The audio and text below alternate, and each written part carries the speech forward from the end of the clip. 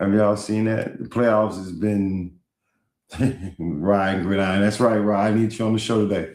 Y'all haven't seen these bad calls and all this crazy stuff in the playoffs. You kind of seeing that they are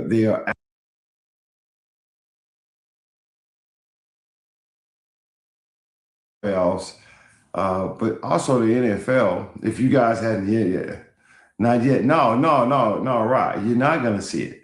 The reason why you're not gonna, how about them Texans? What's up, Andre? What's going on, man? Yeah, the Texans look good. You're not gonna see it, right? The reason why you're not gonna see it is because the NFL has almost doubled the amount of officials they have on the field. Now, I'm not talking about on the field itself. I'm talking on the sideline. They have sideline, they have booth, they have everything. They have more than one official crew working with one game. So you're seeing a lot of different eyes. I mean, and that's really the biggest thing right there. They have added more officials. You see more eyes, the calls, and they're also letting the players play.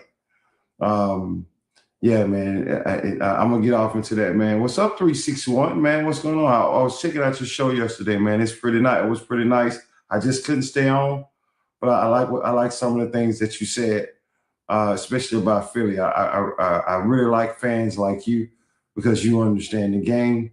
That's a big deal to me. That's a big deal to me because I don't like some of the shit I see on social media. But yeah, you one of my favorites. What's up, Boomer? No, I don't know about New England going to the Super Bowl, but I do know this. I'm going to talk about New England today. So if you're a New England fan, you want to be on here. Matter of fact, I'm going to be talking about New England first on the show. But yeah, hey, Queen, what's going on? I'm telling you, the NFL did something about these damn officials for the playoffs, and I hope they do it for the regular season next year.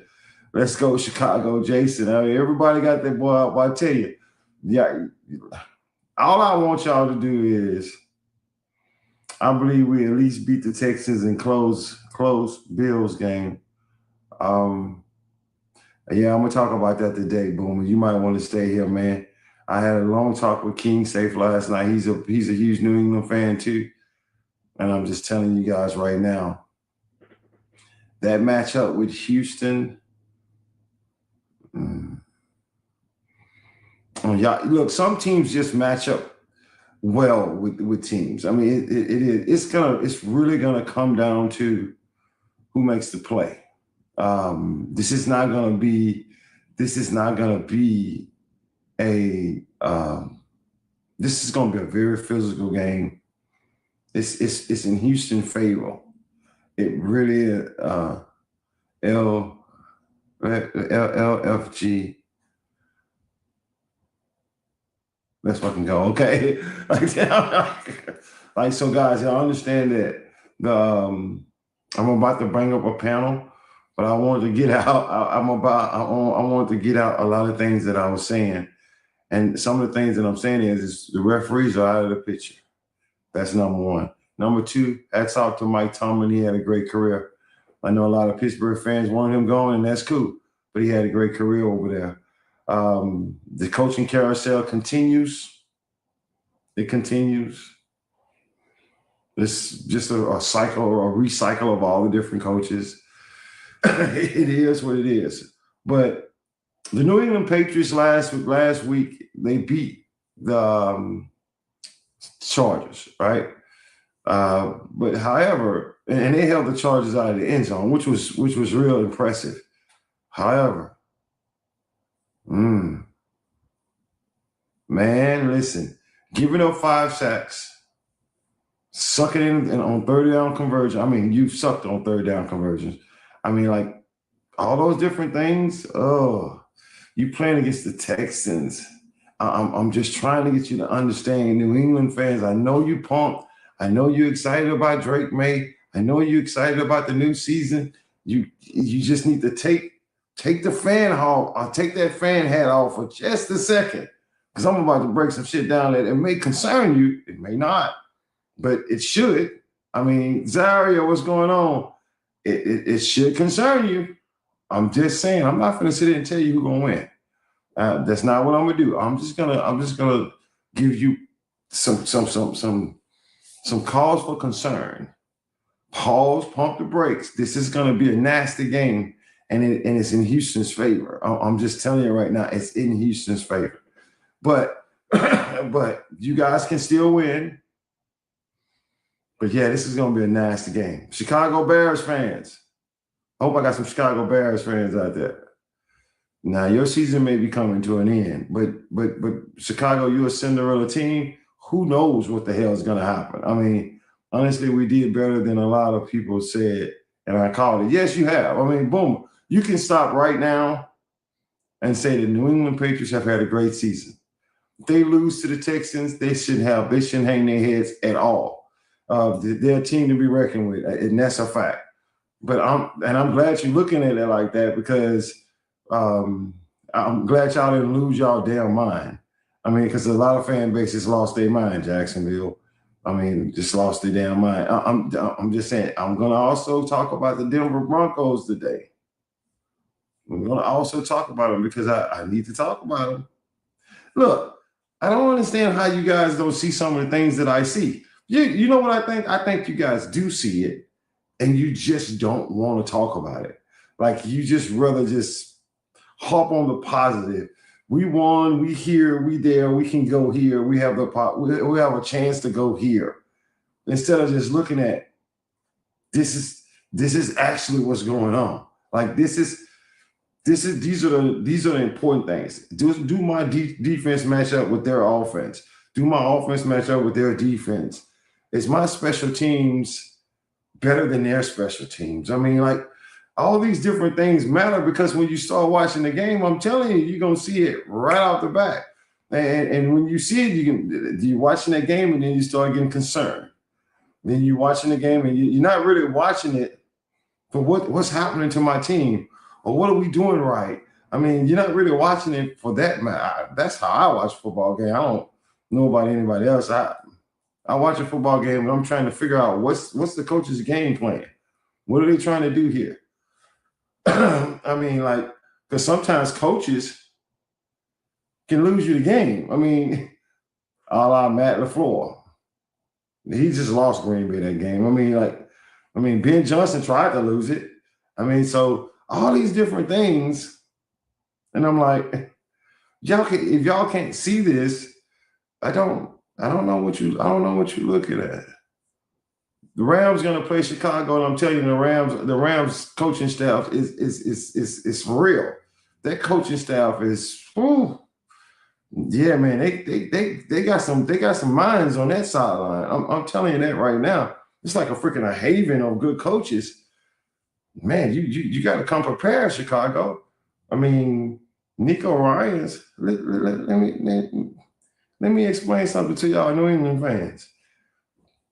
Houston expected to be here. New England didn't know if they were going to be here or not, but Houston expected to be here. And this is what they do every year. They're in the divisionals every year. They know that this is their part. This is their, and they're looking at you as you're in the way. So I just had to say all these things before I bring up a panel. And I'm just getting ready to get y'all to understand something. Let's be swift. Let's be swift with your takes today, because I'm trying to get through a lot of different subjects. But I want you guys to to really do your thing. I'm not rushing you, but I'm just saying be swift with your takes today, because I'm going to try to cover every single team that's getting ready to play, because I want to get off into some stuff that's. But the first thing I want to get off is, for those of y'all who wasn't on the show when I first started, have y'all noticed that the NFL, and everybody complained about this, have y'all noticed NFL got this referee thing kind of figured out a little bit, right? Because they brought in all these other crews, and they put them on the sideline, and they added more eyes to their game, and it's working. Because I have no complaints about the referees at all. None. Zero. and I'm so happy they did it. I don't know if y'all paid attention, but you have the referees on the field. Then if you notice, you have a referee now, a referee, not a line judge, a referee sitting right by the coach. He's right there. So when they make that call, he's explaining to their coach right then and there what we seen. This is what we seen. This is that, and you just don't see. You don't see the bullshit that's going on, and they letting these guys freaking play. And I'm sorry, I love that. I don't care what nobody say. I love the fact that they letting these guys play. Have y'all seen the difference yet? Have y'all? What's up, guys? Grand Rising. What's happening, y'all? What up? What's going on, Divine Rising, my brothers? I got better doing. All I gotta say is, Coach, ding dong, the witch is dead. That's right, baby. Ding dong, the witch is dead, baby. I mean, so now we can move on. Have y'all? What the hell are y'all talking about? That's what I was singing yesterday when I found out Tomlin stepped down. I was singing "Ding Dong, the Witch is Dead." But to be quite honest with you, Coach, I'm just gonna say this too. Coach Tomlin was never a mind of football. Coach Tomlin was a leader. He needed minds around him. Absolutely.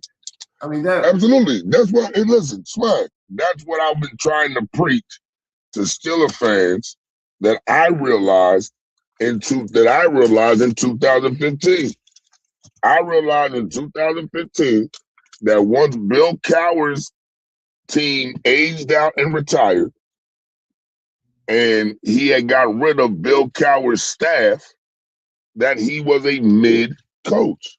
That's what I realized. I realized he was a mediocre coach, and nobody wanted to ever, you know what I mean, take the wool off their eyes to see that. I'm not saying, and listen, I'm not even going to tell you he was a recognized talent, because he got me Cam Hayward. He brought me Lamar Woodley, Lawrence Timmons. He brought me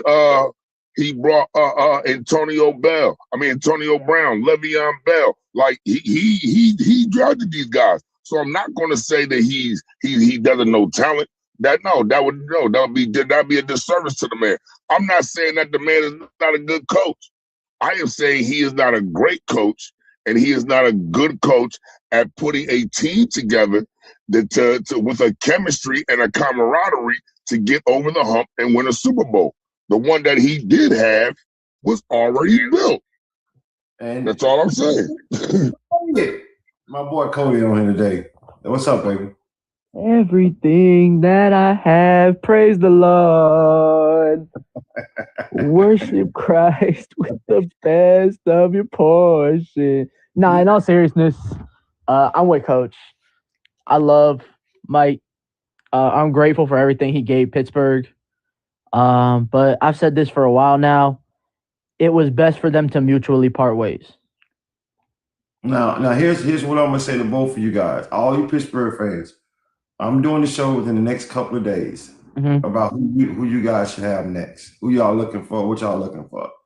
And as a matter of fact, I'm doing a coach's show. That's why today I need you guys to help me get through these games, because you know me, I want to talk about games and upcoming games and stuff like that. But I want to talk about what's really going on in the NFL. I mean, like the whole point of, we know we have the playoffs right here, but damn, did y'all see that coaching carousel? Did y'all see all these blank with Mike Tomlin gone and Harbaugh gone? I mean, like, we talking about. I don't think it's done. It's not done yet. I mean, you know what I'm saying? Yeah, right. It's not even done yet. So I wonder if we gotta dive off into this. If this is a real football show, a real sports show, we gotta dive off into all that, because believe me when I tell you, ain't nobody else gonna be talking about that. They're gonna be talking about the playoffs. So I want to talk about the playoffs today. And I'm going to start off with New England. I told Ryan to be on this show. I wanted a lot of New England people on this show, because I'm going to start off with this game. Now, I had a talk with King Safe last night, because, you know, you guys love y'all Patriots. I get it. I have no problem with it. No, so I want you to just, like I said, just take that fan hat off for just a second.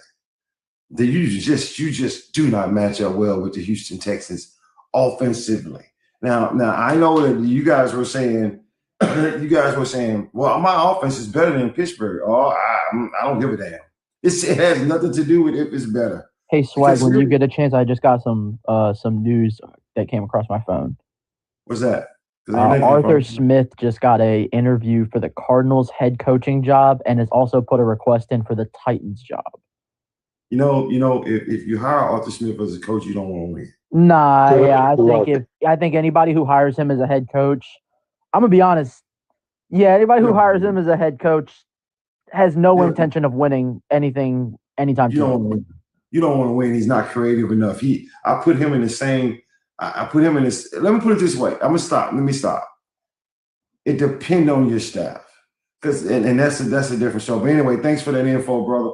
But I y'all listen to me, y'all. And if y'all disagree, y'all let me know. I always tell y'all disagree with me, let me know. Listen, New England. I've watched it. I've watched enough that I look. I want to share something with y'all, New England. Ryan, you'll pay attention to this.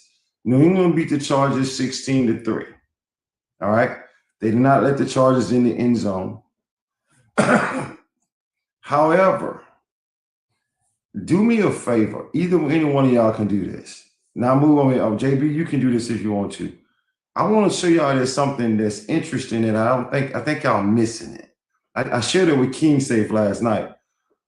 Pull up the stats for the Chargers New England game. I'm going to show you why you don't match up well with Houston, and I'm going to do it through stats. And the reason why Chargers got sacks on New England. So hold on.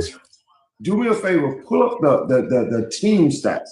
That's the most important stat I want to pull up. And I want to share something with y'all. Hold on, but Swag. Before you go, I got to point something out. Nobody in the NFL right now matches up with that Houston defense. I didn't want to say that. Coach, I did not want to say that. Unless you're Denver. Look, you stole my shit. I mean, you don't. I mean, like, I did not want to say that. I was going to say that for another day. But now that the cat is out the bag, I'm just going to show you New England offense. Your offense, your front four, your front four, you're going to have to chip. You're going to have to do so many different things we're going to find out. Drake May, we finna find out what you got. Because I've seen this. I have seen this defense take Josh Allen completely apart. I've seen this defense take Mahomes completely apart. I've seen them just dissect offenses, and you ever notice they really don't play well. They play well when the moment is big. It's Josh Allen, it's Patrick Mahomes. I mean, if I play Lamar Jackson, it's them. It's people like that they just say, "I'm gonna show you what we got here." They demolished Lamar too. I mean, so what I'm trying to tell you is I'm taking all the premier quarterbacks. And I'm gonna make you look like you're average. I'm gonna make you like. Now don't get it twisted. These guys fought them, but I'm saying they was fighting. I mean, like, but pull up the New England stats. I want to show y'all something. The Chargers themselves, who, by the way, their defense played a hell of a game. By the way, they held New England to 4. I think it was 4 for 11 or 4 for 15 on third down. It was something crazy. The plays that New England ran, Chargers was right there. What New England did was it showed a defensive scheme that the Chargers had never seen before. It was basically a scheme that they were just totally outcoached. Man, look, when you watch Houston on film, they ain't disguising shit. Now, I saw Houston, and Coach, you appreciate this. Almighty brought this to my attention. On the sack fumble on Aaron Rodgers, right? Y'all pay attention to this, and Coach can probably tell you what it's called. I don't know what it's called, but I've seen it. I've seen it before. I just never seen it deployed like this. Houston overloaded their left side of their line. They showed you blitz. They moved 3 to the one side, and they put 1 on this side. So it's just like this. It's like this. Mm-hmm. And they got 3 to this side, and then they threaten with a blitz coming up. So Aaron Rodgers, if you reading that, you're like, they overloaded this side. You know why they did that though, Swag, right? No, hold on. I mean, I need to tell the audience what I see because they don't see this, Cody. I'm telling you, they don't see it. and then when they rushed the quarterback, he came from this side. The tackle came up, straight up the middle to occupy the center and just pushed him back.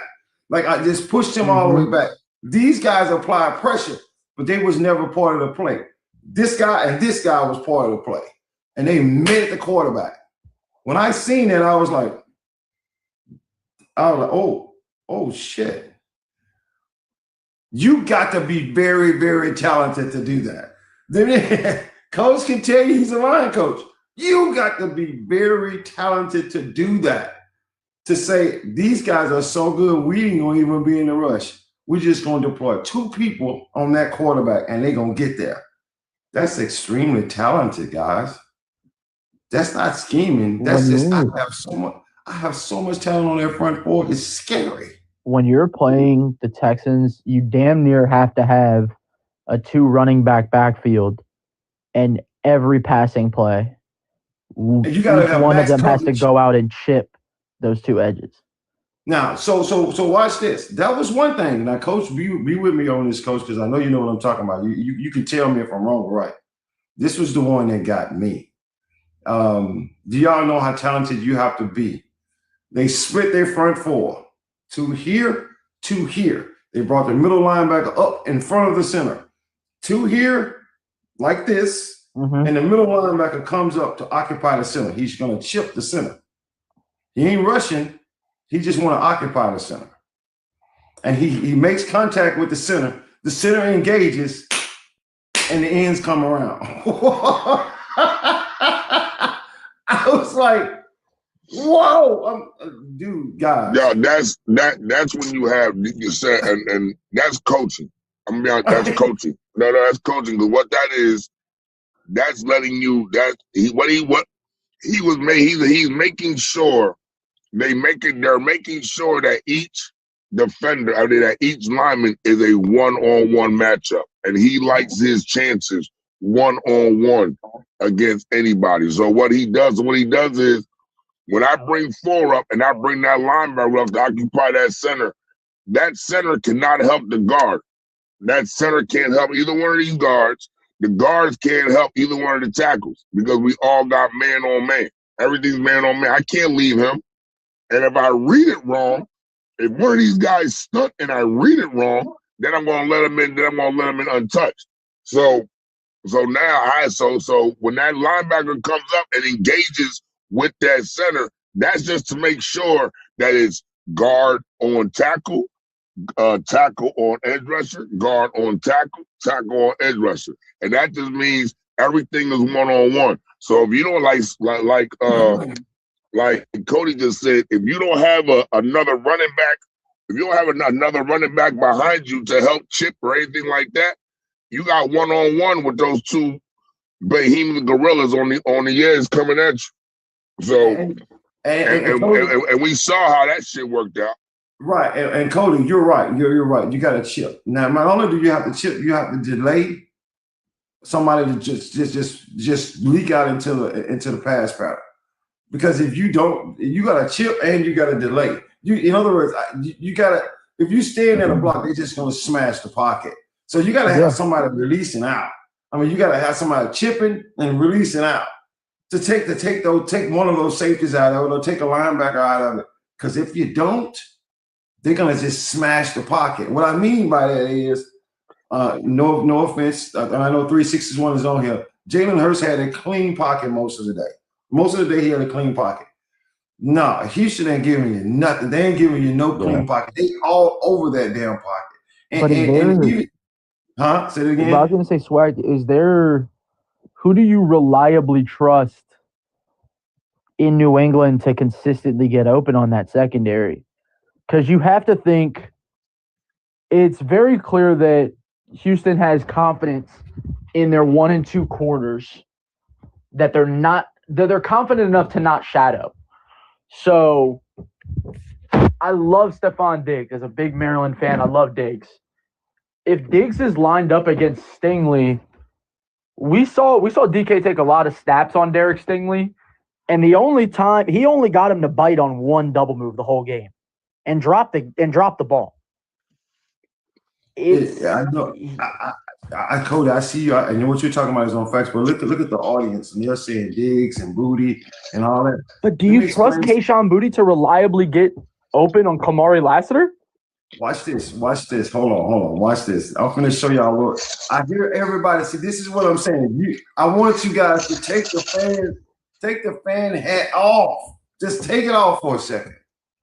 You do not have time to run 20, 25-yard patterns. You got to condense your offense down to 5 or 10 yards. 5 or 10 yards. You do not, and as the game go on, they get faster. In other words, you may have 2 seconds in the beginning of the game. And I'm gonna tell you something. Houston, the way they do it is they start you off with, I'm gonna rush 4. I may stunt here, stunt there, and then I'm gonna see what you got. I'm gonna drop back in coverage, and I'm gonna see what you got. As the games develop, they're gonna figure it out, and when they figure it out, they're going to start deploying these different type of exotic rushes on you that they were doing on Pittsburgh in the second half. Now, like, what in the hell am I watching? Yeah. These guys go ahead, Grant. I was going to say, the problem with the Texans, that Texas defense playing against them, is they don't need to rush you. They don't need to blitz you. They have that front 4 is very capable of putting pressure on that quarterback every single play. That they don't need to blitz on those big plays. They can still have everybody in coverage with that front 4, maybe a 5th guy on that line to get that pressure on that quarterback. And hold on, I got to point something out too, Swag, that not a lot of people know. If I send a linebacker,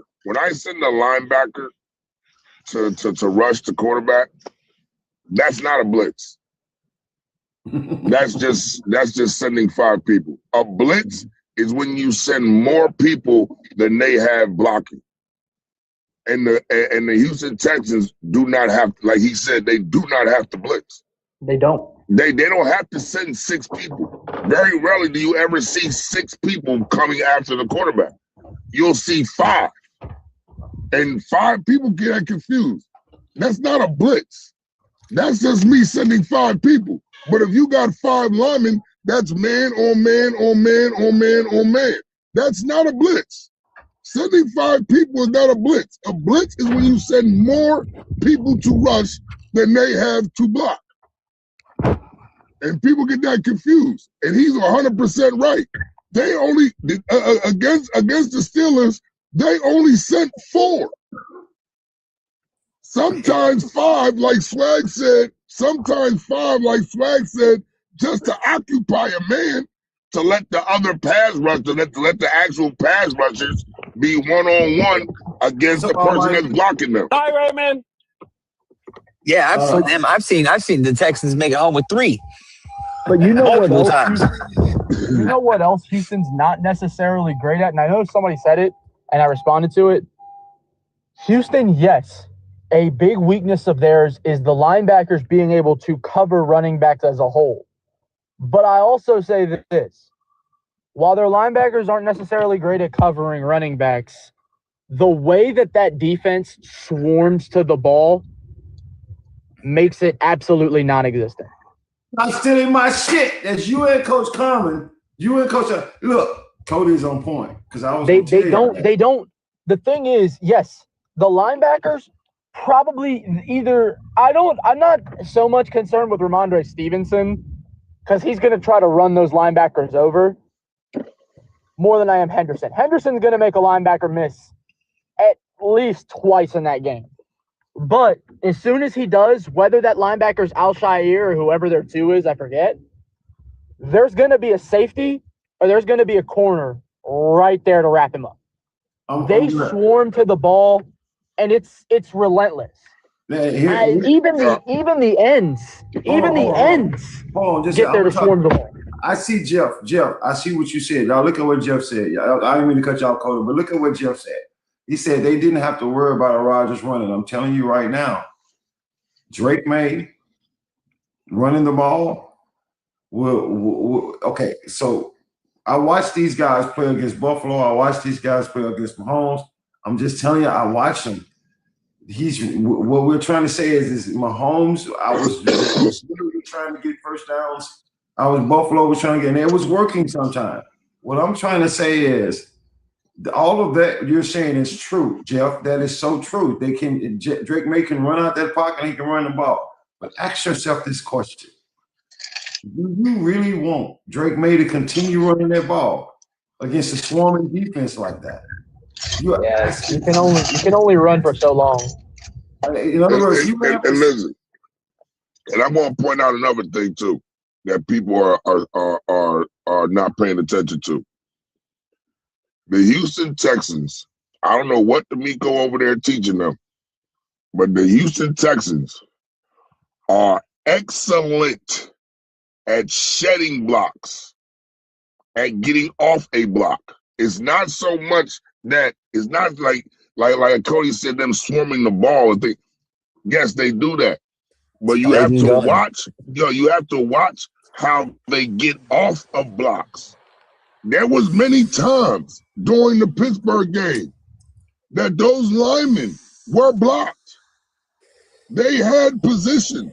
The offensive lineman of the Steelers, he had his body in between the defender and the ball runner. But yet that defender was able to shed that block, get off that block, and make the tackle.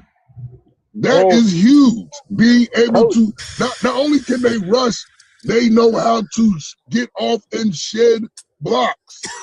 Coach, when you are huge at shedding a block, when you're very good at shedding a block, it looks like you can't be blocked.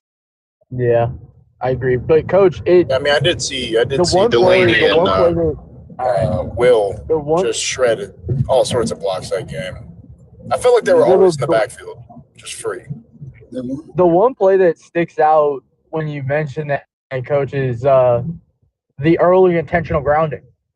Sayamalu got beat before Rodgers even had his eyes on the field because it was a play action play. Or not Sayamalu, that was Fatanu. Fatanu got beat before Rodgers could turn around. He had to dead the ball. They didn't have a running back on that side, so it gets called as intentional grounding. Yeah, with the spin move. That's what he did him dirty with the spin move. Yeah, he got beat within the first second of the play. Now, listen, you know how he did that? In the comments. You know how he did that, right? You know how he did that? It's something else. Move on him. No. Something else the edge rushers are very good at. Their footwork. Their footwork is impeccable. Their footwork is insane. Their footwork is impeccable. Listen, he beat Fatanu like that because he made a hard jab. He made what is called a jab step. He made a hard jab step to the outside, which made Fatanu turn his hips parallel to the sideline. Once he turned his hips parallel to the sideline, he gave him all inside leverage, and he spun right inside of him. Because their footwork is impeccable. These are all things you have to take in consideration when you're watching these men play. I'm gonna bring Rye into this conversation because Rye, I was talking to King Safe last night, right? You hear me, Rye? Rye, you there? Rye, you there? He's got poor connection. He might not be able to talk right now. Okay, I'm gonna bring A-Train in this conversation. The reason why I'm gonna bring A-Train in this conversation is because y'all have a very similar front four yourself. The Denver does have a similar front four, but when you watching Houston do they thing like that, like I saw Denver Dog out there. He said it in the audience. He said Houston, or was it you, Sam? He said they crashed the pocket. They crashed the pocket. Now, for those of y'all who don't know what that means that the quarterback is, I have no escape. I'm going to have to stand right here and let that pocket just come up on me. And I got to have the balls to sit in their pocket and still throw that ball down the field. That's if I see somebody open. Because we haven't even got into the secondary yet. That ain't no joke either. Like, it's not. I'm saying these guys can actually guard you for 3 seconds, and if they can guard you for 3 seconds, they're gonna get to your quarterback. So yeah, it's actually terrifying. Yeah, it is terrifying when you think about it. It's actually terrifying. I mean, so if I can guard you for 3 seconds and my pass rush can get there, what I wanted to ask Rye was, what do you do, New England? What do you do? Because here's what this is. This is what kind of game this is. It's your defense versus their offense, and their defense versus your offense, and it doesn't matter because the offenses won't be in these games anyway. Who will make the mistake? Who will relent to the pressure? Who's gonna say, damn, is it gonna be CJ Stroud, who was cold as shit the other night? That's why he kept dropping the damn ball. Then you don't supposed to be the ball out the quarterback hand that fast. But you ain't used to playing in the cold. So therefore that's gonna happen. Is it gonna be Drake May? Because Drake May does the same thing. Ain't nobody talking about it, but Drake May dropped the ball too the other night. Hey, Swag. Go ahead, Swag. It's gonna have to be this game. Because Drake May has a little mobility, I'm not gonna call him a scrambler. I'm not gonna call him he can do it if he needs to, right? So Houston is gonna have to it's gonna be basic defense. Let's get them off their script. Let's disrupt these first 10 plays and make them go a different direction with our front fucking four. Excuse my language, with our front four. Go ahead. The front, bro, like we haven't seen nothing like this, I would say, since the Tampa and Brad Johnson era. Mediocre, subpar offense. You mean the Baltimore Ravens. Yeah, with Trip Dilfer. But the reason why I bring up Tampa Bay is going to hit you, and they play sound football. They tackle very well. They don't miss tackles. That Baltimore defense just put fear in you from the jump. That Tampa Bay defense, they swarmed you like this. They don't miss tackles. They get after the quarterback. They just disrupt everything. And as much shit as I've talked now, I'm so heartbroken and disappointed in my damn Pittsburgh Steelers. But anyway, we ain't going to talk about that. But I really think Drake May is going to have to show us how well they're coached as a team. Because let's not trip. You know Stevenson will drop that ball. He just got a handle on the fumbling. He just got a handle on it. I want JB to talk after this, but King, let me just share something with you on I'm gonna add to that dropping the ball thing. Now, there's a difference when you get the ball knocked out of your hand. Yeah. So people make a great play, right?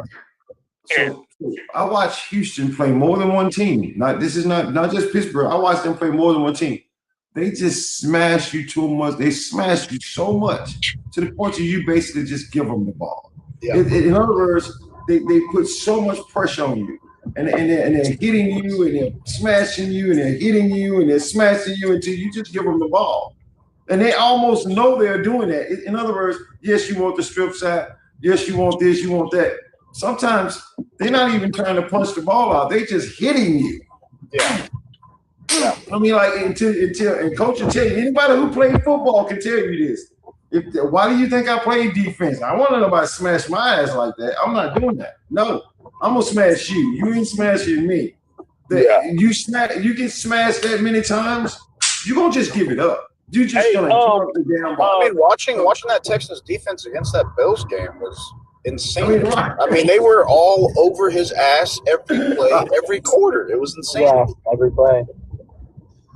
Can I comment on what King said about the Stevenson fumbling problem? Go ahead. I do think that some of Stevenson's fumbles, when I look at Ramondre's fumbles, right, I look at the 3 that happened against us. Oh, shit. Sorry, I got my phone. I look at the 3 that happened against us, right?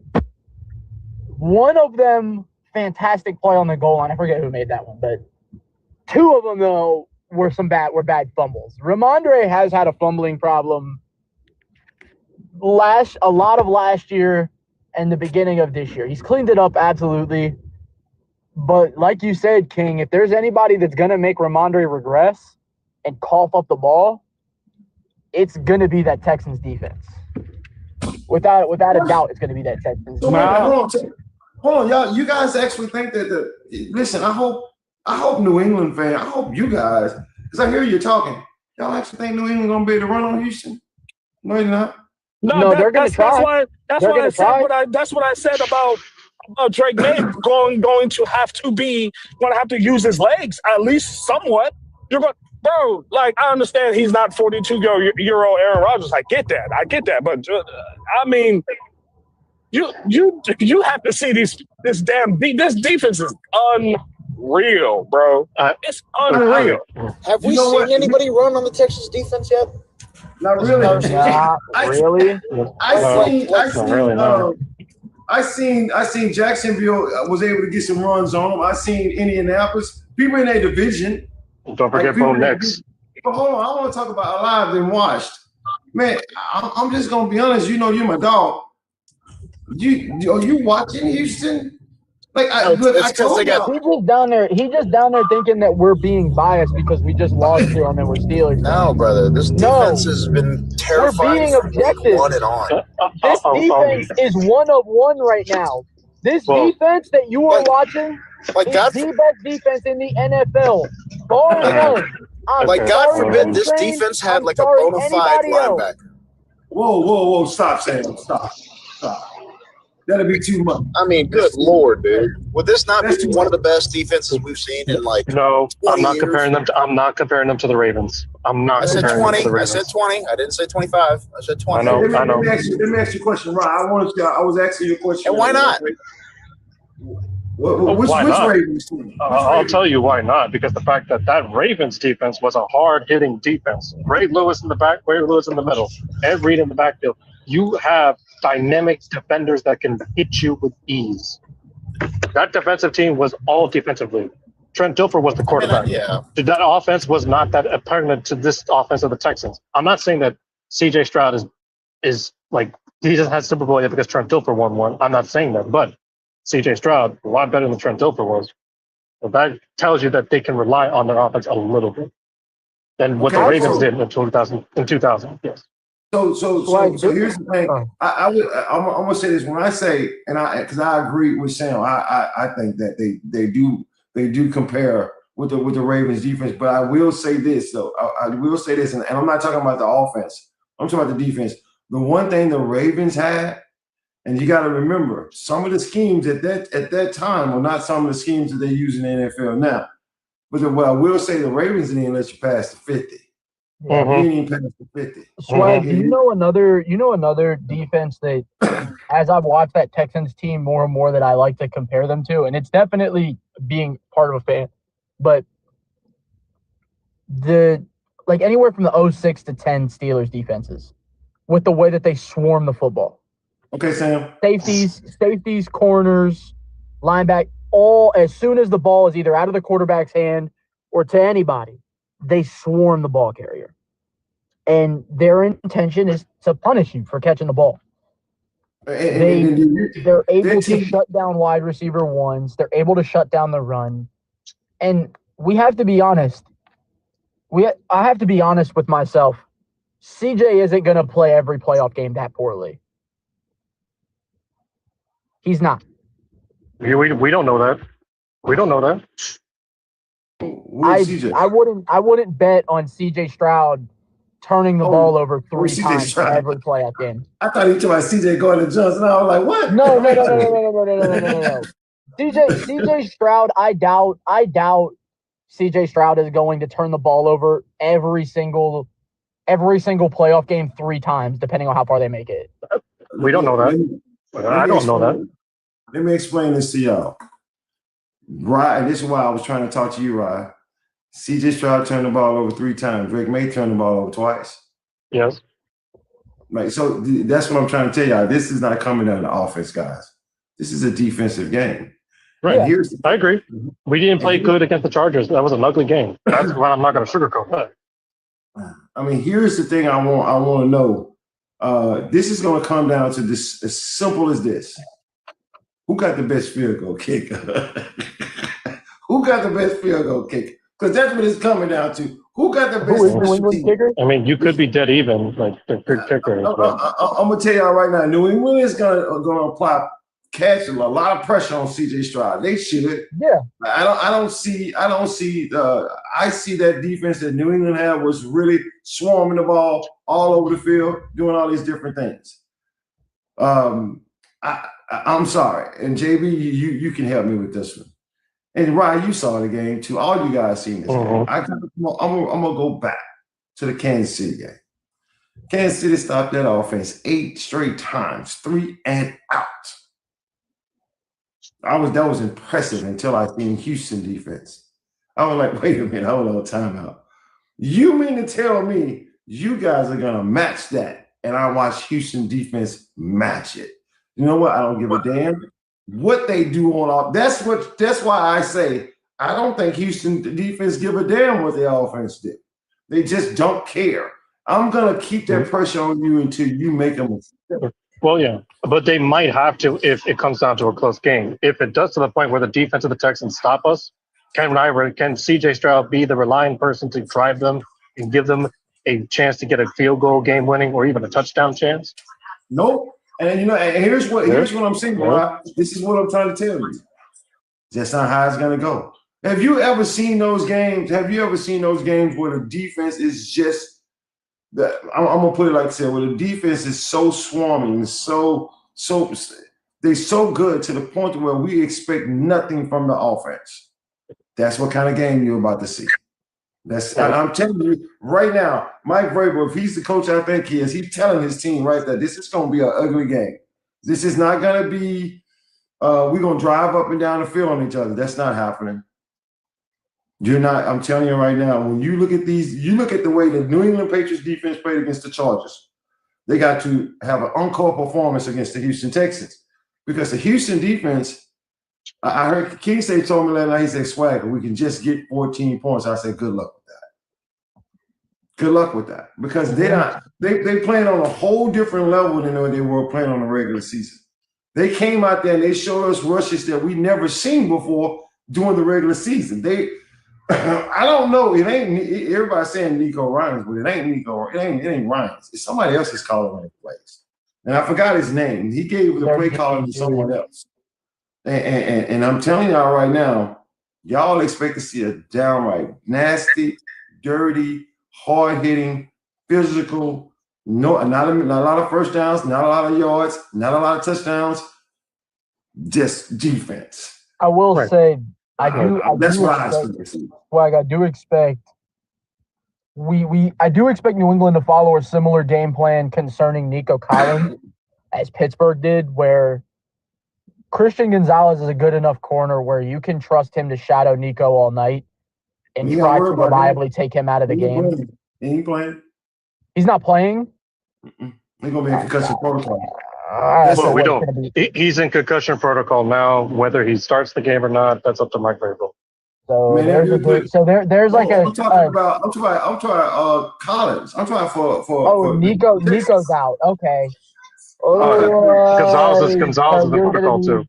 I don't foresee Christian Kirk having another giant game like that. I do think if you want my honest prediction, of the receivers to step up, it will be one of two guys, and they're both rookies. The two Iowa State boys, whether it be Jaden Higgins or Jalen Noel, one of them is going to have a big impact play in this game, and you can mark my word on it. Y'all got way more. I'm being honest. That's why I think it'll be Higgins more than it will be Noel, because I personally am very high on Jaden Higgins. He's a fucking dog. I do think Dalton Schultz will play a big part in this game. And I'm going to be honest, I could see Xavier Hutchinson playing a big part in this game too. CJ Stroud seems to really like Xavier Hutchinson. So we'll see. But like I said, Cody, you and Rod got a lot more confidence in the offense than I do. I don't think this is going to be I have no confidence in Houston's offense. No, I don't. It's not that I have a ton of confidence in the offense, Swag. What I'm saying is you'll have the big explosive plays every now and then, like we saw in the Pittsburgh game, right? With the 3 Christian Kirk catches. I think you had an Xavier Hutchinson catch that was pretty big at some point. I'm be honest, I tuned out after the fumble return for a touchdown. I was like, yeah, I'm done. This game's over. But There will be a big explosive play by somebody at some point in the game. And if I had to bet money on it, I think it'll either be Hutchinson or Higgins that makes that big play. All right, so let me say this to you, Cody. If I know it's hypothetical, I know this is it. Patriots score 20. Do you see Houston score 20 plus? I don't see neither. I know you're asking me the hypothetical, but I'm not going to answer that hypothetical because I don't see the Patriots scoring 20. But the question was, if we score 20, do Houston score 20? If you can manage 20 points, let me put it this way. Let me say it like this here. I don't see the Patriots offense scoring 20. I don't see it. I don't see the Houston's offense scoring 20 either. This is a 13-10, maybe even less than that. Who scores on defense the most? That's what I'm saying. It's going to be like a 7. That's who wins it. It's going to be special teams and defensive games. That's what I'm trying to tell them. I don't know why. Your best bet in scoring 20, and this is very hard to do, would be I know New England's a very good special teams unit for them to take a punt back and then get a defensive touchdown. And I know doing both of those in the same game is very hard to do, but that's the God's honest truth, your best bet. The Texans are actually built to play that type of football. I don't know if Patriots are. I agree with that. I think there were the Patriots realistically Patriots are a little bit more high flying. JB, I think there were realistically like 3 or 4 teams on the AFC side that were built to play those type of games, those gritty games. I think Pittsburgh was one. Jacksonville was another. It's a nasty, gritty game, guys. Jacksonville, I think, was another because we've seen them play those type of games all year. And then I think the only team that's left that can play that type of game, nasty, gritty, where you're going to need a big drive from somebody at the end of the game, I think the only team left is Buffalo, other than Houston, obviously. Yeah, Denver. God, do you trust Denver to play a nasty, gritty game like that? Denver over Buffalo, I do. I don't like Denver. I mean, Denver did that to Houston, and look what happened to them. That's true. Yeah. Jacksonville put up 20-plus points against them, but they still lost. I get they lost, but they still put up 20-plus points. Yeah, that is true. That is very much true. And I know I've been hearing a lot, and I've been hearing about the defense. I get it. Houston's defense is good. And that's going to be the key factor for them to win the game. But I'm going to be looking at Stroud. When they play offense, I'm looking at him. I'm looking at what he's going to see. I'm looking at what he's going to do in situational plays. If him and that center don't communicate like they did against Pittsburgh, there's a problem. There's nothing more than an internal problem within that. Let me tell you something, Rod. Let me tell you something. First of all, I like that. I like what you're saying, everything that you're saying. I don't give a shit if CJ Stroud turned the ball over 4 times. You're not getting in that goddamn end zone. Like, I'm trying to tell you, this is special teams and defense. You guys going to have to score on defense. You're going to have to score on special teams. And if you do that, you're going to beat the Houston Texans. Let me explain. I'm not, New England's offense is better than, I'm not talking about the offenses. And the reason why I'm not talking about the offenses is unless you come up with something the NFL has never seen, they got it all covered. Everything. Like I'm not. Look, I've said this from the very beginning of the year before the season even started. It's a reason they put that much money on that side of the ball. I was trying to tell King Safe this last night. It's a reason. You guys have scored points, moved the ball. Y'all have done everything that y'all to get to this point. Y'all have done everything. Nobody has faced a defense like this. They're disciplined. Coach Coleman was talking about if we would have used misdirection, we would have had a better chance. Notice he said a better chance. He said, you guys got to use misdirection. Y'all got to do all these things on offense, and y'all can do it. It's going to get you some first downs. But after that, you're going to be kicking a field goal. And I know Mike Vrabel is old school because he's going to kick the damn field goal, because he's going to understand right off the bat, this ain't that kind of game. Get the points. Because this is going to come down to field goal kickers, special teams, and defense. Both of these quarterbacks going to make mistakes. Both of them going to make mistakes.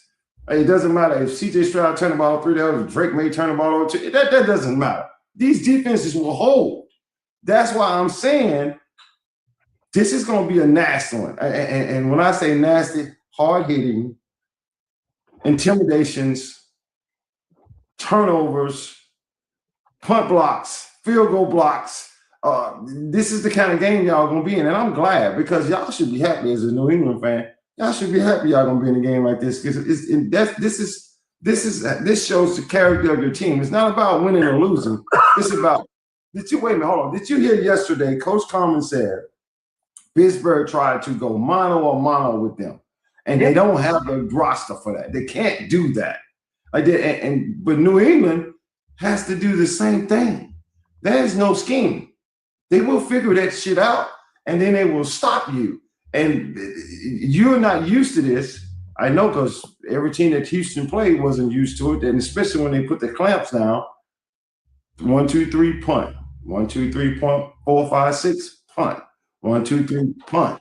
1, 2, 3, punt. 1, 2, 3, punt. Even Andy Reid ran out of patience. He couldn't do it anymore. I'm going for it. It's 4th and 1. I'm going to do it, because I just can't seem to get a goddamn first down on these people. I just want to get a first down. 3rd and 9. 3rd and 10. 3rd and 12. I mean, it's crazy. I mean, but go ahead, Coach. I'm just telling you. Can I say something? And Ride, let me start by saying this is not directed towards you, because I know you will be here. I want to highlight 3 people in specific: Isaac, Elijah Watt, and Boston. Y'all are saying that we're glazing this defense and we're doing all this, that, and the third. If and when New England loses, be here. Please be here. Listen, please. And like I said, Ryan, that's not directed towards you. I know you'll be here win or loss, brother. You're actually a stand-up guy. But if New England loses, be here. What I'm trying to get you guys to understand is, first of all, live and watch, I thought you was a freaking Dallas fan. I'm just saying, I'm just telling y'all right now, y'all saying I'm glazing the defense, but I'm telling you I am, because I'm impressed. And you know what? It takes a lot to impress me. It just does. I'm a Chiefs fan, dude. It takes a lot to impress me. I've seen Spags do some shit with that defense that I didn't think was possible. So it takes a lot to impress me. I'm telling you guys, if you're looking at the all-22s, right, I'm going to challenge you. Go look at the all-22s on your defense and on Houston defense, and you'll see some similarities there. Gap discipline. You know gap discipline? Gap discipline. I'm not giving you A, B, C. I ain't giving you shit in your gap. I feel that with both teams too, Swag. What? Say that again now. I said, I feel that with both defenses. They're very disciplined, which is going to make this game come down to exactly what you've been saying. And that's what I'm trying to tell you. New England defense came up against the Chargers and literally put on a show. Now, they did it with confusion. There was confusion in the quarterback. I can't take nothing away from New England from that. That ain't how they played all year, but that's how they played against the Chargers. They're going to have to do it again. and this is what I'm trying to tell y'all. This is defense versus defense. Your offense, it's going to be relevant at some point, but it ain't going to be relevant throughout that whole game. So, yes, if you say I'm glazing the Houston Texans defense, I am. I have never seen in a long, long time somebody have that much discipline. It's almost like they have more than 11 people on the damn field. I mean, and that's how I saw New England play against the Chargers. But what I'm saying is what do the playoffs come down to, guys? I think it comes down to quarterback. If quarterback is a part of it, man. So I can ask another question. What does Drake May being an MVP candidate have to do with the Texans defense? What does that have to do at all? Nothing. I mean, what does Drake May being we have seen this Texans defense match up with an MVP before. They were trying to beat Josh Allen's ass all game. And that's an MVP winner. Mahomes won it twice. Experience. Hey, Elijah Wallace, since you want to call me a genius, I'm going to call you out right now. A second-year quarterback, and you put experience in the name. Dipshit. He's been in the league 2 years. Look. You're talking to fanatics, dude. I'm talking to people. I ain't talking to people. Jeff, right? Do y'all understand what I'm trying to say? No, I've been here many a times. I've been here many a times. I'm a football realist. I look at both sides of the ball. I'm a Jets fan. You know. Go ahead, Jeff. Go ahead. Yeah, I just think that it's going to be a great game, and I am looking so forward to watching it. I can't wait. I am too, because I love the games like that, man, especially in the playoffs. It just comes down to who got the best damn field goal kicker. Go ahead, Josh. Hey, Swag, I don't understand how Patriots fans could be so confident and have so much confidence in the game, because like y'all just went against this Chargers defense. The Chargers defense played very well against y'all. Y'all will struggle against them. Now you're playing a defense that nobody wanted to see. I didn't want to see them. I hope y'all beat them, because I don't want to. If we beat the Broncos, that is a team I've been saying I don't want to see that defense. The defense is scary as shit. People calling it glaze and blah blah. No, clearly you're not watching this defense. This damn, as soon as you hike the ball, your quarterback screaming for his fucking life. He's screaming for his life. It's not. I know we played. Listen, I know we played Houston. We lost by 4. We went down the field. We almost came back. But guess what? My quarterback was getting his ass rocked. And Josh Allen, everybody knows Josh Allen take hits. That was a game I'm like, I don't want Josh to play a game like that again, because them motherfuckers are scary. That is a scary ass team. But don't get me wrong, Patriots, y'all have a very good defense too. Y'all blitz is insane. Y'all blitz like a motherfucker. That is blitz y'all got is insane. And y'all can get C.J. Stroud off his game. We know this. But I'm telling y'all, Drake May is going to get hurt at certain points of this game. Y'all call it glaze all you want. Yeah, King State, let me tell you something. You know, we talked last night. Don't make me tell you the deepest secrets, dude, because you just breaches rage bait right now. King State know this game and he know it well. Again, he knows that the Houston Texans ain't not a joke. But what I'm saying is, what I was just trying to get you guys to understand is, the New England Patriots, not one time did I say the New England Patriots can't win. I didn't say they couldn't win. I just wanted to get you guys to understand that this is going to be if you win the game, you're going to be physically beat up. Just imagine this is what I'm saying. Even if Houston win the game, whoever wins this game is going to be physically beat up. So when they go to the AFC Championship, they're probably going to lose. I'm just telling you. I mean, that's what kind of game this is. Now, that's if it's that kind of game. Now, if one team dominates, that's a different story. That's a different story for the AFC Championship. But I'm saying that this is going to be a smash-out, drag-out fight. Y'all need to get ready for it. Here's another game I want to come up. Look, Tim. I'm pretty sure Jules will be moving y'all in and out. Here's another game I want to talk about: the Denver Broncos and the Buffalo Bills. A-Train, you there? Yes, sir. I remember Southgate arguing with Denver Dog. Telling Denver, JB, arguing with Denver Dog.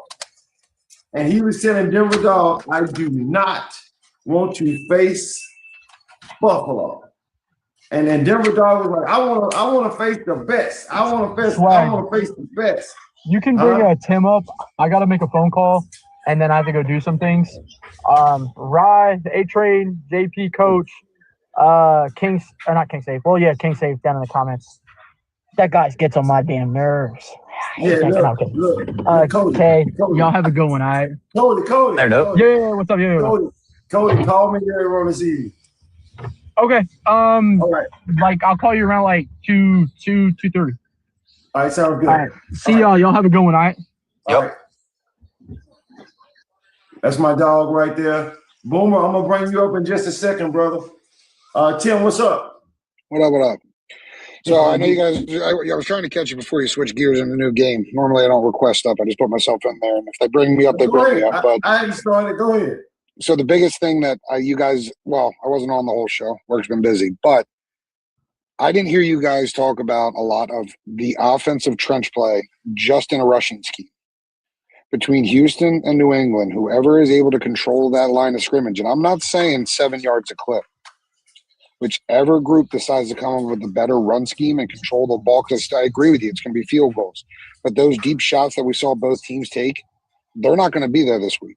It's going to be an opposite game plan. I think whatever running back crew comes out and puts on a better performance, that's who's going to win the game. And I'm not saying 80-yard runs. I'm not saying break them for a mile. I'm saying whoever comes out, your Nick Chubb's marks, they break that for 5 yards. They get that first down. They're able to keep the passing coordination and on low schemes. I think that's going to be huge.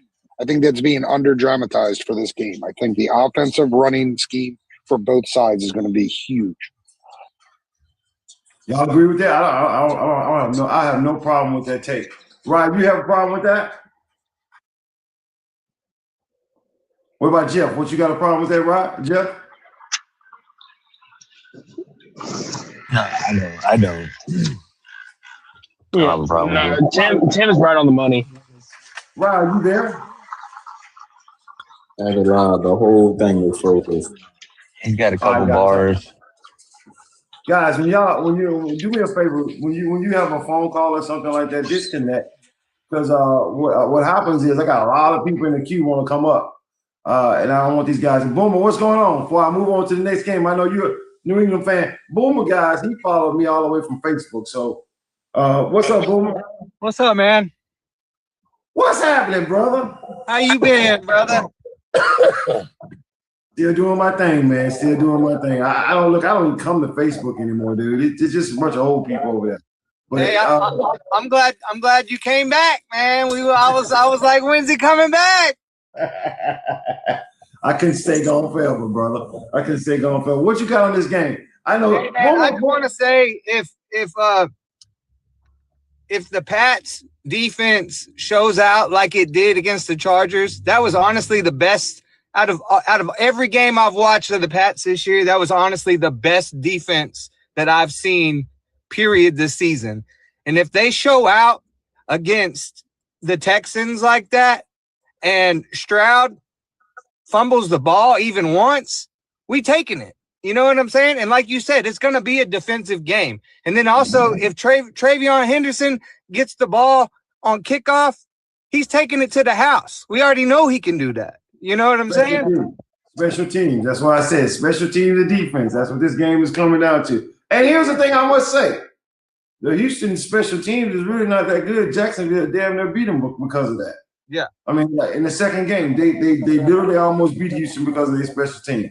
Yeah. Now, will New England take advantage of that? I don't know. But that's something that New England should try, because if you go at a mano-a-mano, that may not end well for you. I'm just telling you right now, not defensively. I mean, offensively versus their defense. But right. And I have a feeling. Well, I know for a fact Nico ain't playing, but I have a feeling last minute Gonzo, they're gonna clear him. So Gonzo locks people. Do what? Yeah, Gonzo is in concussion protocol. Oh yeah, because Collins is not playing. That's a grade 3 concussion. Yeah. So Gonzo went out the beginning of the fourth, and so I believe he's going to be cleared. And if he plays, you know how he locks down people. You can't get nothing past that guy. Gotcha. So that's crazy. I'm glad you shared that with us, man. I think they're both doubtful right now. I didn't mean to chime in. I think Gonzo and Collins are both doubtful, listed as doubtful right now. They're listed as doubtful. So if it's doubtful, then look, if it's still doubtful come Thursday, they're not playing. Yeah. If he's doubtful Thursday, I from what I've been hearing though, he's going to be by Thursday. He'll be in a practice jersey. He'll be practicing. Is from what I'm hearing. Isaac, you saying Nico is playing, Gonzo is playing. Do you understand what I don't know about Gonzo because I didn't know nothing about his injury, but I know Nico Collins got a grade 2 or grade 3 concussion. So yeah, I don't see that happening. Matter of fact, I don't even know if it'll happen for the NFC Championship if they get past it. Yeah, and I've noticed over the last few Pats games, they wait till the last minute and then they're like, "Oh, he's playing." You know what I'm saying? They don't let nobody know, so they're trying to surprise. You know.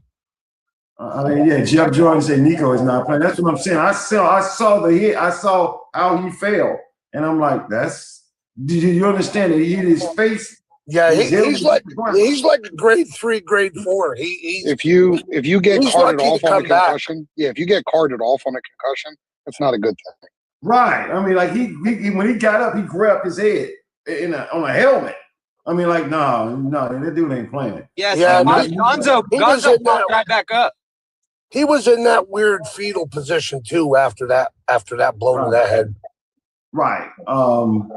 I'm just getting you guys to understand when you anybody who's coming on this show for the first time and you hadn't been on this show, man, I ain't on nobody's side. Yeah, Gonzo walked. Yeah, like King saying, Gonzo got up and walked to the locker room. He wasn't grabbing his head or nothing. You know what I'm saying?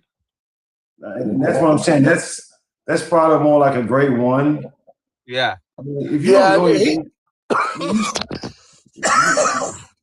if you don't know anything about concussions, guys, you shouldn't say anything about. I'm talking to the audience, guys.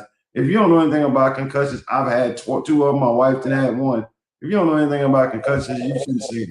I had a grade 3 this year. I got banged up pretty good. Had to get medevac to a hospital. Here's the thing: so Tim, you're not good. You're not good. You're not good. That's sleep for 3 days. Like, you're not good. Yeah, but I don't know if you've seen the Patriots game where Travion got taken out in concussion protocol. He was back by the end of the week. Yeah, but you gotta understand the different grades. No, yeah, no, I understand that, but he actually. So when Henderson went down, he actually, you know what I'm saying? He looked worse than Gonzo. That's what I'm saying. So Gonzo, like I said, he walked off the field. No, what I'm saying is the first impact, Boomer. The first impact doesn't tell you the grade. You find out the grade once you go to the hospital. Because I'll give you an example. When my wife had hers, she had a grade 2. Her head was this freaking big, and sometimes 5 to 10 minutes she feels nauseated, and then sometimes she would throw up, like that. So, and then that's just that part of it. Then the other part of it is now her head wouldn't reduce. The swelling just it stayed there for months. It's because she hadn't healed yet. Tim can tell you, I can tell you from my own concussions, you think you're healed. You're walking and talking like everything is good. And then the next thing you know, you're dead tired, you're sleepy, you don't realize what's going on, and you got to go to sleep. Or you just sit down too fast and the whole world goes upside down. Sit down, whoa, hello. Yep. I mean, like, you don't understand. That's why I'm saying it now. That's somebody who don't play football. You play football, you're running, you're jumping around, you're doing this. And next thing you know, that's why they keep you in the protocol. Protocol only means that they're watching you. Like you can throw the ball, you can catch the ball, you can do everything you want to do. But eventually, then that concussion kicks in, and you say, "Well, hold on, I got to sit down for a second." That's when they know you're not ready to come back. So that's what I'm saying. That forget about what you're seeing. I'm talking about the things you don't see, and those are the things that go on with a concussion. Just like an oblique injury, or just like anything else, if you never had the injury, or you don't know anybody who ever had it, it's hard for you to understand it. And I'm not saying that you don't. I'm just saying that's. I would say this: Gonzo and Collins right now, don't expect them to play. But if they get past that point and Gonzo can play and he's clear, good. That's a good thing. I'm just saying, don't count on it. Concussions are tricky. They can be good for the whole damn weekend, and next thing you know, right before the game or day before the game, they feel woozy. I can tell you this right now, Swag. When I tore my calf and I got a concussion, I with the utmost confidence could have told you when my body was good with the torn calf. With the concussion, no clue. You have no idea. You have zero. And Shoe Game is right. Shoe Game said the light can hurt your eyes too. And my wife had that problem. She had to have the room dimmed. like that. I mean, to the point where no sharp lights can hit her face or anything like that. So I'm just telling you, Boom, there's a lot goes into that. There's a lot goes. That's why I'm happy the NFL did stuff like that. Guys, listen, it's real. It's real. You guys are thinking as fans. You're not thinking about the well-being of that player. You just want to fucking win. Like, and I'm getting you guys to understand something. Football is a contact sport, baby. It ain't for the weak. JB, you've been quiet over there, bro. What's going on? Not much, man. Just chilling, just listening, just you know, doing the deal, man. Man. I agree with you though. I don't expect Gonzo or especially Nico to be out there. I don't think we'll see them, especially the way the concussions have been going. I don't know. You know, we could be surprised though. They could still play. We've seen when you bring a player back too fast for concussion. Yeah. I think there's just too much scrutiny around it, you know, especially with the Tua thing and everything like that we've seen. I don't think that either one of them can be. It's not like there's 30 other teams playing right now either. You know, it's all focused on this. Everybody sees that guy out there flopping around. They're going to be under a lot of scrutiny. Right, and then, you know, I got a scrub nurse. JLC said, I'm a scrub nurse. Concussion is awful. Like, and the reason why it's awful is because it's unpredictable. I mean, it's just unpredictable. And she's from Boston. He said, Almighty said they suck regardless. I mean, you just, like I said, you have no control over what's going on with your body. Your brain controls that. So it's crazy stuff. But again, as football fans, all we want to see is the team win. We don't give a damn. We don't give a damn. I just want to see him win, and that's just fucked up. I'm just saying that's just fucked up. But and Swag, the last thing I'm going to say on it is I had 2 concussions before that, prior to this year. This was 20 years ago. So when they told me I had a concussion, I was like, oh, all right. But come to find out, my other concussions were light grade 1s. This was a grade 3. I thought they were all the same. I thought the symptoms were going to be the same.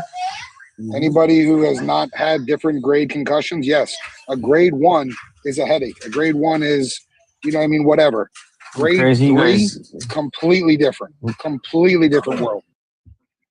And that's what I'm trying to get these guys to understand. But listen, I want to, guys, y'all move with me on this, right? Because as usual, I wasn't going to be able to get through everything. I was trying to get through every game, and it's just hard to do. But it is what it is. I want to move to this Denver-Buffalo game.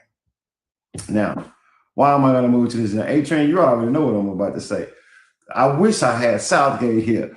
I mean, because Southgate was bringing up some great points to Denver Dog, and Denver Dog was like, and I understood that. Denver Dog were like, hey, you know what, man? You know what? I want to play the best. I want to play the best. We saw what Buffalo did to y'all last year, but who gives a shit? That's last year. The whole point of it is, you know damn well, you already know, A-Train, what the Broncos game plan is. I mean, what the Buffalo game plan is going to be offensively. Yes, sir. You already know. They're not going to even try to disguise it. I mean, it's going to be completely different than the Jacksonville game plan. You know, they put the ball in Josh Allen's hands, 300 yards, 3 tutties.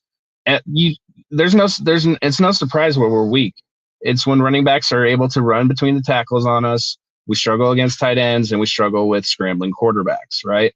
Those are our 3 weak points. And Southgate's constantly hit on that. And that's why Buffalo is a matchup problem, right? But it is a little disrespectful, too, that they are favorited, you know, coming into this game, and we're the home team. And I get Josh Allen. How much is Buffalo favorite by?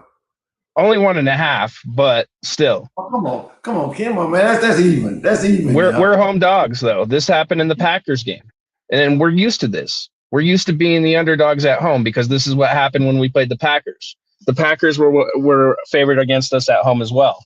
We won that game, right? So we took on this mindset that we're the overdogs, right? Because people keep writing us off.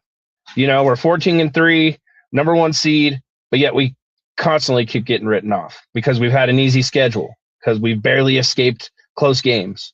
This has been the narrative throughout the whole season. Every time I go into panels, Denver's not for real. Denver's barely escaped by the Jets, the Giants.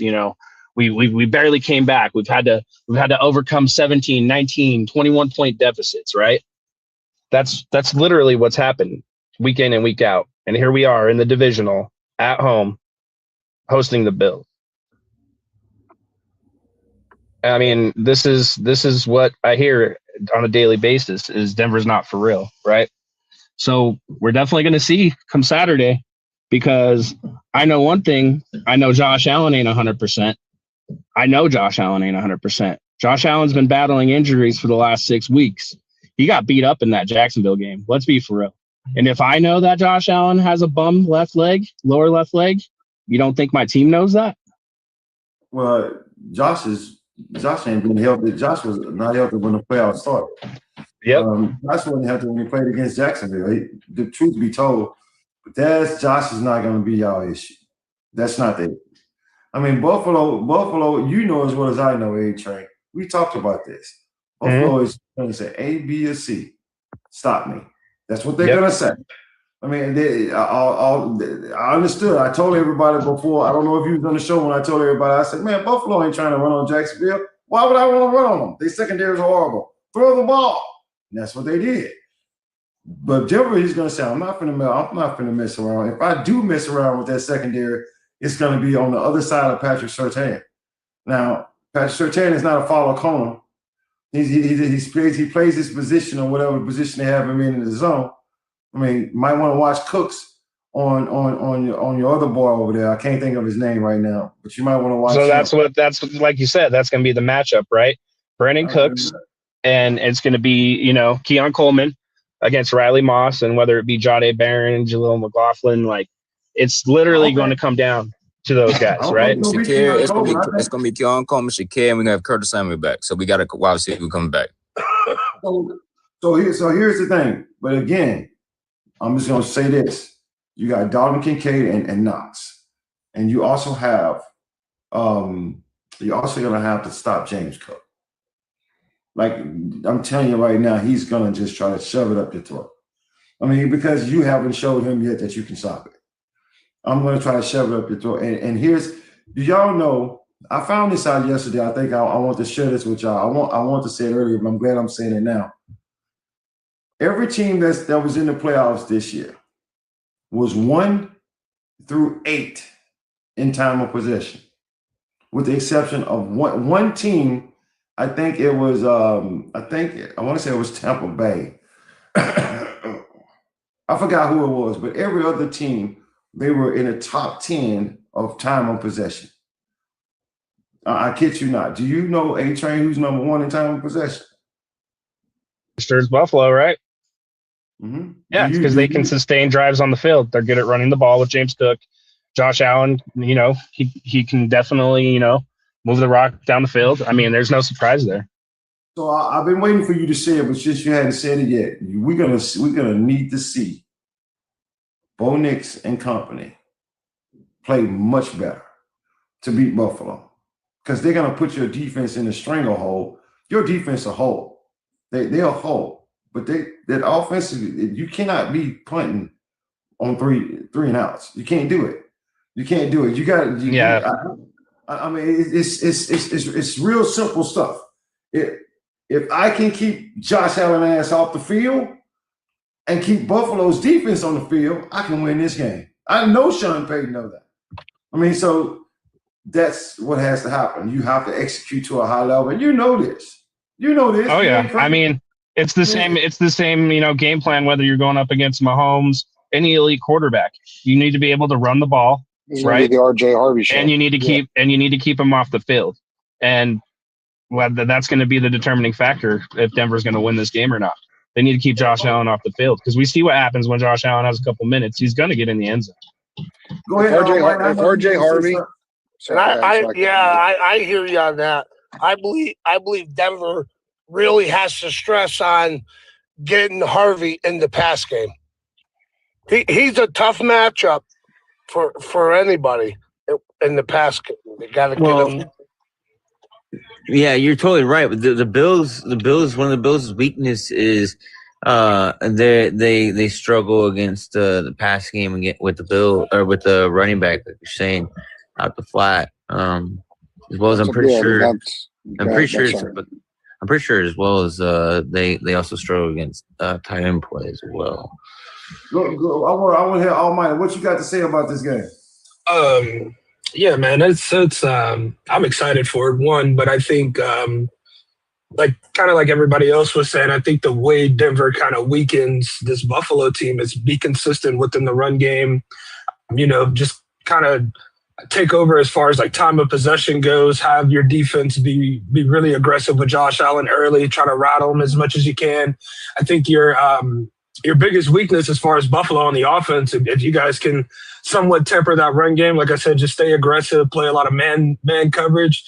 And I think, you know what I mean? I think Denver could fuck around and pull this game out. However, I don't think I've seen Denver run the ball consistently enough to think that they're going to be able to do it against a team like Buffalo, although they're weakened as far as run defense goes. But I don't know. It'll be interesting. I'm very interested to see what Sean Payton dials up for those guys, because they're going to have to run that ball and keep Josh off the field. If they do it, I don't know. If they can do it, I don't know. I think we'll have to see like a resemblance of that Denver Packers game. And like Bo Nix is going to have to be hitting on all cylinders. You're going to need a few touchdowns out of him. I think like they said earlier, use RJ Harvey. Not only just running the ball, but use him in the passing game as well. And you could potentially have a ball game on your hands. However, if Denver tries to get into a shootout with Josh Allen, I think that's where they lose the game. Kind of ordeal. Keep him off the field as long as you can. So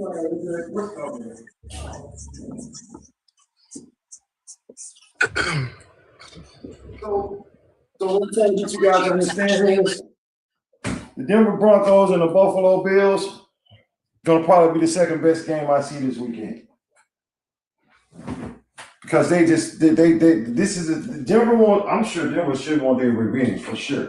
They should want their revenge. I mean, it wasn't going to be a cakewalk. Any way we look at it, it was not. Once we're getting to the divisional round of the playoffs, someone's got to take out Josh Allen.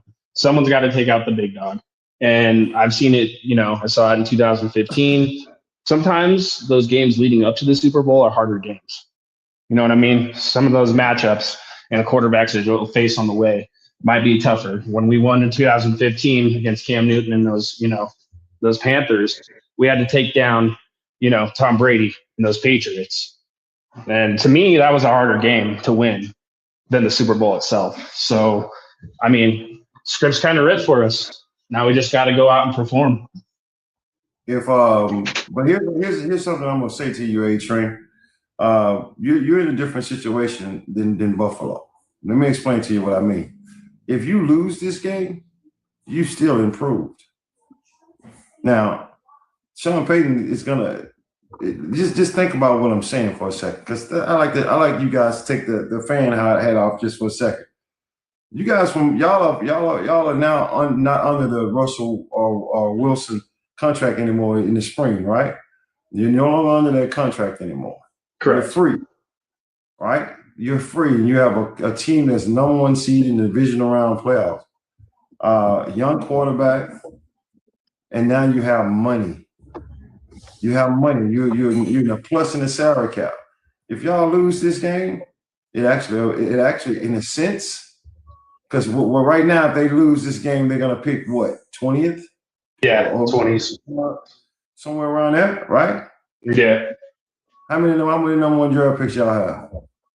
Just one, but how many draft picks do y'all have total? Oh, total? Yeah, we have one in every round. And then we made a trade with the Saints earlier in the year, and we shipped off the receiver, so we actually picked up another third-round pick. So we actually have 8. So think about this. Like I said, just take the fan hat off for a second. I picked 20th in the first round. I have 7 picks total. Sean Payton is literally a genius when it comes to finding third and fourth round picks that are gods. Shall I say? They're out of schedule. They better figure it out. Fuck around with house money. Yeah, I mean, if they hit right now, though, Denver could see themselves having a lot of future success because, I mean, you still got Bo Nix on his rookie deal. You got a year or two left before you have to pay him. Some of those other guys on the defensive end of the ball are a little younger as well. So if they play their cards right, Denver could be a problem for a while. Yeah, that's what we've seen up to this point, right? Is I want to see improvement, right? This is what any true NFL fan wants to see out of the team. You want to see an improvement from the year before, right? Last year we were happy to make the playoffs since it'd been a 10-year drought. We hadn't been there in so long. Now it was winning the AFC West and being the number 1 seed heading into the divisional round of the playoffs. Make sure you have expectations. That's when they start to creep. That's when the expectation starts to creep. Yep. 100%. I'm telling you straight up right now, Denver's in such a perfect spot right now. They really are. I mean, and I'm not blowing smoke up your ass. I'm just saying, if you lost this game, that wouldn't be the end of the world. I'm just telling you right now. Now, Buffalo, on the other hand, no. That window's closing for Buffalo. They got to win. I mean, because here's the thing. Here's why. If Buffalo doesn't go to the Super Bowl, at least go to the Super Bowl, they're going to dismantle all of that shit. I mean, like, it's going to be good. I think Sean McDermott's just gone. I don't like the phrase, like, their windows closed. I don't believe that, but I do think that if they don't get to at least the Super Bowl this year, Swag, I do agree with you. I think Sean McDermott's gone. Yeah. I don't think Josh Allen's window's closed. I have a serious question. Who the fuck keeps saying the windows are closed? That's the dumbest shit I keep hearing. Right. The window doesn't close when you got a quarterback like Josh Allen. Stop saying that dumbass shit. It's stupid. Yeah. Because when you say it, it sounds good to some people to say that the window is closed, and that's crazy. I mean, that's crazy. I mean, look, if you want to talk about a window that has closed, is the Raiders. That window is closed. You want to talk about the Chargers? Yeah, I'm sorry to tell you that. Yeah. Well, Unc, if anybody knows best, it just takes a season, right? Look at New England last year, right? Look at where New England's at this year. Look at us last year, Kansas City. Look at what we did last year, the run we went on. And look at us this year. It only takes an offseason. Are the Bills going to have a better opportunity than this year? Do you truly believe the Bills will have a better opportunity? We'll have to see what they do in the offseason. We'll have to see what they do in the offseason. Ain't no telling who they can get, the moves they can make, so on and so forth. Let me give you a shot at this, A-Train. Let's say they lose to y'all, right? And then they fired the McDermott, okay? Bring in I guess you could say a more younger, more because McDermott is more defensive rounder. Bring in more offensive rounded coach. Get them a good defense coordinator. Take them drafts that they have. Bring in some more young talent around Josh. They can be a problem. I think their division's getting more competitive though. They went from having a stranglehold on that division to not even being the best in that division. So I give you that, and but you can't say their division. You can say one team like New England. I mean, the Jets are stacked up with picks now, right? So the Jets are going to probably be improved. That's true. It happened in the West. The same thing happened in the West last year. It'll take the Jets at least 2-3 years. I got a question. Is my team broke? Did my team go broke or something? Am I losing something? Did Josh Allen turn 40 years old? You just don't have a stranglehold like you did before. Before, you guys were eschewing every year just based off of your division. Well, every year is different, so you don't even know that fully yet. But the thing about it is, I'm confused. Are we not going to get players too? Are players not going to come to Buffalo? What are we talking about? What the fuck? I know that you didn't have as many wins as the Patriots this season. It's pretty much the same schedule. So you don't think that we're going to get players too? The same thing all year. Look, I've been asking the same thing. People have been saying the same thing about Kansas City. And I mean, it's just all I gotta say is it's bound to happen at some point. You're gonna have some type of turnover, man. You're gonna have a down year. This might be your down year. You guys might bounce back and go harder the next couple of years, right? Like the Chiefs did. We had supposedly a down year. We went to Super Bowl and won. We went on a tear. Right. And now we're actually, this is the worst.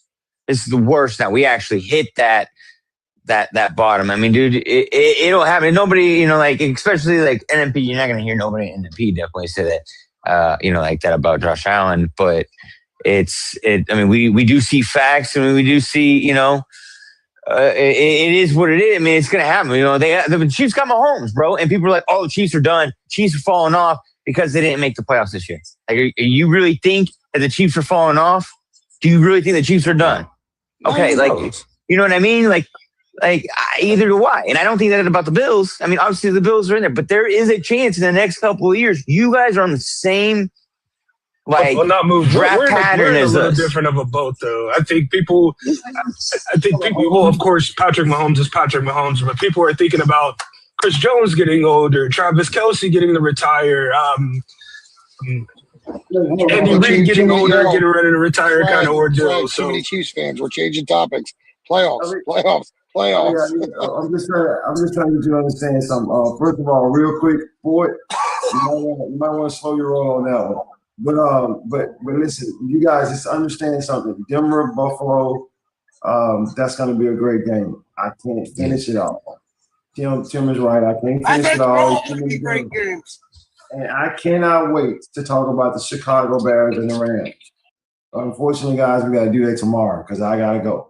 But I will be back here tomorrow morning at 9 a.m. to finish this, to talk about the Chicago Rams and everybody else because my goal was to get through it all today so I can talk about these coaches for tomorrow, but I can't get through it all today. But I can't wait to see, because I see this audience right there. There is some stuff that be going on in the audience that'd be funny as hell to me. Awesome. I mean, like it's just crazy stuff. But come back tomorrow at 9 a.m. I will see you guys there. We will be talking about the rest of the playoffs, and hopefully we can get into the coaching carousel because I'm not pushed for time tomorrow. So anyway, I gotta go, guys. This is your boy Swag. Peace. I'm out. Give me a call. This non-casual podcast may not be reproduced, retransmitted, or reused without the authorized written consent of the Not Move Podcast Network. Thank you, and we hope you enjoyed today's broadcast.